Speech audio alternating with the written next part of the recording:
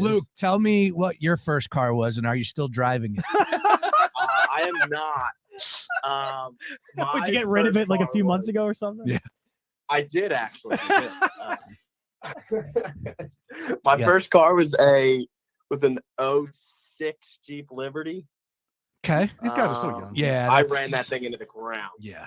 I put so many miles on that car. I think when I got rid of it, it had a pushing 200,000. Wow. Nice. Yo, Bryce, you were driving And a then- station wagon. Yeah. Dude. Jeeps run yes. forever. That- Jeeps run for forever. That thing was that thing was like a Ford Escort. It wasn't anything like a Sean, station this wagon. is a disgusting looking car. That's disgusting. It was $500. That's a disgusting You And you know ripped what? off. And You you know got what? ripped Let me off. tell you You this got right now. ripped off. I want to tell everybody That's out a there. car in GTA that I wouldn't even steal. You know, like in GTA, you'll like cars will drive by you. They go, "Yeah, I'm definitely not stealing that one." That would be and the one. here's an interesting, conversation that, now that I'm a parent, down the road I'll have to get into.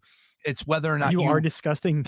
How bad is it that you're already discussing like car payment? No, but plans my point is this: your you want to 3-year-old put daughter? your child into something that's safe. Right. Apparently, my parents didn't care about that. So you want to put them into something safe, but at the same time, you can't buy them anything new because they Right. won't They won't learn. appreciate it. They won't Yeah, appreciate right. that. I will say So- my mom was terrified that my mom called it a death trap, the Pontiac, because it was just a 2-door car. So it was this little mini thing, and because I had a spoiler on the back too, my mom's like, Oh "It's a my racing God. car. They're gonna Yeah. race it," which we did, but they're gonna race it. And I apologize, Luke. We're gonna get into Phillies conversation in just a second. But Yeah. speaking of kids, We were gonna have like 5 minutes to do I it. know, right? So Bryce Harper, how about that? Phillip Rivers Yeah. with number Yeah. 10, dude. I got one. I He's get got a it. whole lot. He's rich. He could probably has enough nannies out there helping him out. I don't know, Phillip Also, Rivers. some people are just really good at it. How the hell can you be a parent to 10 kids? I just don't understand without losing your freaking mind. Like He's got a whole offense, dude. yeah. He's got 10 people in front of him. He's the quarterback. Like, I just don't understand 10 kids, man. God bless them. Some people can do it. Some people enjoy doing it. Well, like I said, Not man, me. That's tough. That's I mean, this is different. Like these are all one kid, like 10 kids in one house. It's not like the Nick Cannon thing where he's just spraying them all over there at the country. All over the place. Remember, he was doing that. That was it. The 2-hour commute between like L.A. and San Diego. Like San Yeah. Diego. Yeah, that's right. That's So, like, right. Like his wife was taking care of the kids Yeah. for like this whole time he was doing this commute. Like this What a is saint. yeah. She is a saint among saints because there's no way. 10. There's no way. 10. I could take He's care like, of 10 yeah, we're all kids. fired up. Like, all right, Phil, take it easy. And oh, by the way, he wanted to come back, right? Wasn't that the story Yeah. that was out there? And I've always had a soft Yeah, spot for because Phillip he Rivers. needs more money. I'll tell you right now, if he was available in this upcoming fantasy football draft, I probably would pull the trigger on him. I always On had a who? soft spot Phillip for Rivers. anybody Chargers or Phillip Rivers. Always he would. End Well, up LT was the best. That was the GOAT. that was the easy one. When I was coming up in fantasy football, that was the GOAT for me. It was All right. LT. Luke Arcaini on the You got Gambler 5 Hotline. minutes. Phillies. All now. things Phillies for us here on the Gambler. Read them over at thelibertyline.com. And Luke, I want to open up with this. We were discussing this during the break, and you said this weekend we could very well see Bryce Harper at first base. Why? I think he's ready. I think they were being very cautious, obviously, with his arm. The reason he's coming back to specifically first base is probably half of they need a first baseman and half of they don't want him making the right field throws. But obviously, as we know, the throw from first to say third base is about 1/3 of the length from the right field corner all the way over to third base or to home. So yeah, I mean, it seems like it could happen this weekend. They asked Rob Thompson before today's game, and he said he's very close. And he even said possibly this weekend. So obviously not tonight. He is in the DH spot tonight, but the Phillies do have a doubleheader tomorrow, so you could possibly see him in one of those games tomorrow. All right. And one of the questions that we were discussing, and it's coming up a little bit later on Philly Debatable, I'm going to get your take here. Luke, the key player for you throughout the course of this second half as we're ready to get it going this evening for all the Phillies, or for the Phillies, I believe they have 73 games left here in the second half to be played. So the key player in your mind this second half is who? But before you answer that, Roy, who is your player? I think I probably have to go with Aaron Nola. This bullpen's been really good the last couple of weeks, but again, you can't expect them to do this, I don't believe, for another 2+ months. So at some point, you're going to need all of your starters to pitch as the way they should. And I think Aaron Nola is the guy who needs to step up these next 2 months. All right, so Jansen and Roy are on the same team. They both have Aaron Nola. I said Bryce Harper, just simply based off of the power numbers. Hasn't hit a home run in 34 games, made it 25th, his longest stretch without a home run in his career. So I think he's going to flip the switch and get it going. I don't think he's going to hit 20 home runs after it's all said and done, but I won't be surprised if he starts ripping a couple out of Citizens Bank Park immediately, and I mean this weekend. For you, though, the key player over the second half for the Phillies is who, Luke? Mine's going to be Trey Turner in the field. I think Trey has undoubtedly not been up to the standards I think we thought he was going to be. Obviously, it's his first year of an 11-year contract, so we know he has a lot of time to figure it out, to say the least. But I think putting a typical Trey Turner bat into a lineup that's already been hitting really well this year can really take this offense to the next level. We know they've struggled at times, but we know when they're at their best, they're extremely lethal. And I think adding Trey and his elite bat back into that lineup will be very big for them. And on the mound, other than Aaron Nola, because I think that's everyone's real answer for as far as pitchers go, mine's going to be Taijuan Walker. He's had a fantastic last few months. He's been one of the best pitchers on the team over the last 2.5 months. But he's always struggled once it's got towards the end of the summer, specifically with the Mets. That was really his big issue. He's always been a big first half guy and then kind of started to go downhill in the second half. So I'm really looking for him to keep it going because he's been fantastic for us. All right, Luke Arcaini joining us here on the Gambler Hotline. And as always, you can find Luke. Be sure to check him out on all things socials. That's last name first. That's Arcaini, Luke. All right. And of course, everybody is talking about that trade deadline coming up here on August the 1st. So realistic chances. Hit me with a percentage that Shohei Ohtani will be in the Phillies outfield come August 1st. I kid.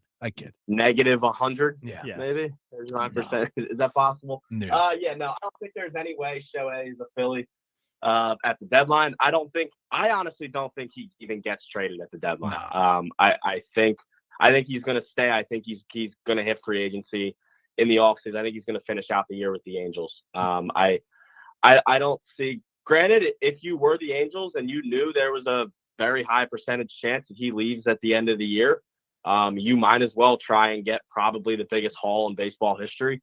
But let me push back on you now. How do they not know that? Because they've been having discussions with him for the last 2 seasons. So they should know already that he's not coming back. And if it is, then go get what you can. Well, I don't think Shohei has an idea. Oh, come on, man. I don't think so. I disagree with that. Anyways, I just don't think they want to trade him. No, because that's all they have right now. I think it comes down to just a thought, you don't want to be the team that trades Shohei Ohtani, I think. And obviously you'll be like, well, you also don't want to be the team who lets him go. But I think they still know that they do have a chance to bring him back in the offseason, not as high of a chance as any other team. But I just don't see him leaving. I don't think that is the situation that the Angels want to be in, even though I think deep down they know that if they do trade him, it will be probably about the biggest haul that we've seen probably ever. No, I want to get to a player that apparently won a World Series with Bryce Harper and Trey Turner somehow. I don't know how that happened. But Jon Heyman, after that, he also put into that Juan Soto, look, the Phillies might be interested. There may be some interest there.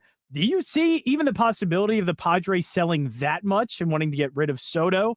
And is there any possibility that Soto could end up coming to the Phillies, which, I mean, he did end up taking the plane back with them after the All-Star break.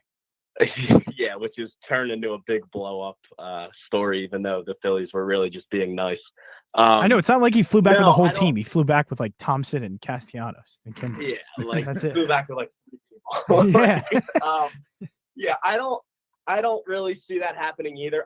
I'm still in the ballpark of I don't think the Phillies make a ginormous splash at the trade deadline. I really don't think they go out and get a huge star.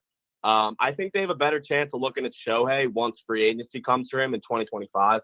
But I just don't, and like you said, I don't see the Padres selling that low just yet. I think they've definitely underachieved this year, but I still think at least they believe that they have a shot with this lineup. And I don't see Soto leaving just yet, and I really don't think it'll be for the Phillies. Well, He's 24 years old. Yeah, he's still very young. It's crazy because he's been in the league forever. Has he been in the league since he was 14? I mean, he's 24 years old. Yeah. So I do, because now that I just have the wheels turning, because he is Shohei Ohtani, obviously going to be a free agent, and Yankees, the Phillies have been rumored or linked to be interested, and they're going to be one of the teams along with, I'm sure, maybe a dozen others. But can we go with the hypothetical? Like, what would a Phillies fan base be like, and how much would they embrace a guy like Shohei Ohtani? Because that's what I'm more interested in now. Because the Angels fan base isn't necessarily the best fan base in baseball. How would Phillies fans react to Shohei Ohtani? Not react, but I'm asking, what would be the best place for Shohei to be the biggest star and the watched constantly by everybody? Like, what is that place? Is Philadelphia East that place? Coast, Is New York that place? East Coast, 100% sure. East Coast. But I feel like the Phillies would be a pretty good organization to house that. Yeah, I mean, there would still somehow probably be Phillies fans who would find flaws in his game his first year. But, well done, standing up. Standing up for that. Nice. Very good. Very good. Yeah. But, let me tell you why I don't think Shohei be starting. Why is Dean my from pitcher Delco, who has a 2.3 ERA not hitting 350? Right, exactly. He's only hitting 295. Yeah, but I mean, listen, if you can put the best baseball player by his end of his career, maybe ever, on the Phillies, I think they would accept him pretty well. At least I would sure hope they would. Yeah, I mean, when you talk big markets, I mean, the Yankees obviously come to mind. I still think Shohei is going to go to the Dodgers. That's still my top place for him to realistically sign. I think the Dodgers have kind of had a plan all along. They let go of Trey. They freed up a lot of money. I still think they've obviously been big in the past on signing these big guys. I think the Mets are going to throw their name in there, even though I just don't think there's any way that he goes to the Mets in the most unbiased way. Yeah, I mean, big names, obviously, we'd love for him to come to Philly. That is, and it's just disgusting to think about the money that he's going to get. But when it comes down to things, he absolutely deserves it, because realistically, you have to pay him as a hitter and you have to pay him as a pitcher. Yeah. So, yeah, I mean, big three names for me right now are the Phillies. I have to put our team up there, but then probably the Yankees and the Dodgers. All right. Well, can I just say the Yankees would be so boring? Enough That'd talking. So disgusting. Shohei Ohtani. What would Shohei Ohtani look like in a Phillies uniform? Obviously, but I think it's big for baseball for him to go to a market that could facilitate this star and to keep it shining as bright as it can. Because in Los Angeles, it's like a black bleeping hole going up against the sun. That place would be number one in attendance. But see, that's disgusting. He would disappear again. Yeah. All right. Well, let's bring it back to realistic trade targets. You just said Tampa Bay would be able to sell out. Send Shohei to the Detroit Tigers. Yeah. The Kansas City Royals. Hey, they just won a World Series, pretty recently. Stick them out in the middle of the Midwest. I'm sure that'll go great. I said East Coast, so I don't think I'm that far off here. It's either us or the Yankees, right? Or the Red Sox. Let's throw them in there, right? All right, let's talk about realistic trade prospects out there, okay? And we discussed whether or not the Phillies should target a pitcher or a hitter. Luke Arcaini, wide open to you. How do you target Shohei so you can get? How do you? That's a good one. Well played. How do you answer that question? And obviously, give us a player or two that you think, realistically, the Phillies have a shot at getting. Let's put it that way before the August 1st trade deadline. Yeah, so I think the Phillies have a lot of different ways that they can go. There's obviously been the big talks. What do they need? Which happens every year. A fifth starting pitcher comes to mind, which I'll get back to that in a minute of why I don't think the fifth starter in baseball is that important in the back half of the year. they need a first baseman, at least we think they do, or some sort of corner type of bat. There's been a few names. Obviously, we know the big ones like Nolan Arenado and Paul Goldschmidt have been thrown out there. Do I think those have picked up a little more steam than the whole Soto and Shohei thing? Obviously, we know about this whole big debate of people not wanting to trade Alec Bohm for Nolan Arenado, but that's a different story. The fifth starting pitcher doesn't truly intrigue me, because when you go back and you look at past teams that have had success in the playoffs, how many of them have really used a fifth starting pitcher in the playoffs? It's not very common. I mean, how many innings did Kyle Gibson throw for us in the playoffs last year? Just about 0. So unless you really want to go look for maybe a pitcher right now that's in a 3 slot that you could bump back into your 5 slot, maybe that's an option. But there's names that have been thrown around that just almost seem like a waste of a trade, because once it comes down to the back half of the year and once you get into the playoffs, they're really just not going to be extremely useful. So I mean, obviously the big ones right now have been guys like Nolan and Goldschmidt. Those have really taken the headlines, but there's other guys that have really been thrown around. Lane Thomas from the Nationals has been a name that has seen. Adam Duvall has been kind of thrown around, but nothing. No middle of the pack names have really been leaked yet, but that'll definitely pick up some steam probably over the next week. Yeah, as the deadline fast approaches, of course, deadlines get deals done, so we'll see. But we were debating Arenado and how nasty of an infield that would be if you put him at third base. I know that everybody loves Alec Bohm, I get it, but man, come on. I mean, dude, you could part ways with him. The dude has never played a season and not won a Gold Glove. Like, sick. You can't, like, I don't know, man. Listen, I love Alec Bohm. Me too. Like, if that offer comes on the table, you have to think about that, and you have to think about it heavily. Yep. Well, I don't think about it. I make the deal. Done. Yeah. Sold. Yeah, that's how dominant. All right. Tonight, -115 for Yu Darvish and the San Diego Padres. Sanchez on the mound for the Phillies. 9.5 is your total. Give us a winning play, number 1, and who do you think comes out on top this evening? I like the Phillies at -105. I feel like we've hit Yu Darvish pretty well in the past. Both guys, notably not with us, but Trey Turner has always hit Yu Darvish pretty well. And I think we know how much Schwarber has absolutely popped against you. Hit the absolute tank shot last year in the NLCS, and does have another homer in the World Baseball Classic against him. So if you do want to look at some props, Kyle Schwarber to hit a home run on DraftKings is at +240, and Trey Turner is +400 tonight. Something that has a little juice on there as well.